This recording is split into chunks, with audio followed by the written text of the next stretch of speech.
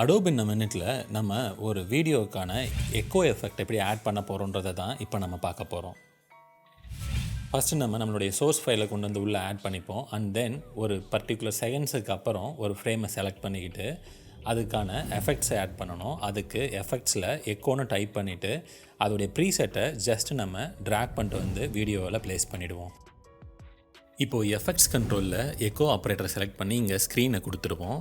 இப்போது டிகேன்ற வேல்யூவை ஜஸ்ட் நம்ம இங்கே 0.60 ஃபிக்ஸ் பண்ணிப்போம். இப்போது ஸ்டார்டிங் இன்டென்சிட்டியை யூஸ் பண்ணி நம்ம ஷேடோவோடைய இன்டென்சிட்டியை சேஞ்ச் பண்ணிக்க முடியும். இங்கே நான் திரும்ப கீ ஃப்ரேமை செட் பண்ணிவிட்டு இதோடைய வேல்யூவை இன்க்ரீஸ் பண்ணி வச்சிடுறேன். அண்ட் தென் திரும்ப இதோடைய டைம்லைனை கொஞ்சம் மூவ் பண்ணி வச்சுட்டு இங்கேயும் இதோடைய வேல்யூவை ரீசெட் பண்ணிடுறேன். ஸோ தட் ஒரு அவுட் எஃபெக்ட் நமக்கு கிடைக்கும். இது ரெண்டையும் ஒரு ஸ்மூத்தான ட்ரான்சிஷனுக்கு நம்ம இங்கே ஒரு ஈஸ் இன் ஈஸ் அவுட் கொடுத்துருவோம். இப்போ நம்மளுடைய அவுட்புட்டை ப்ரிவியூ பார்ப்போம்.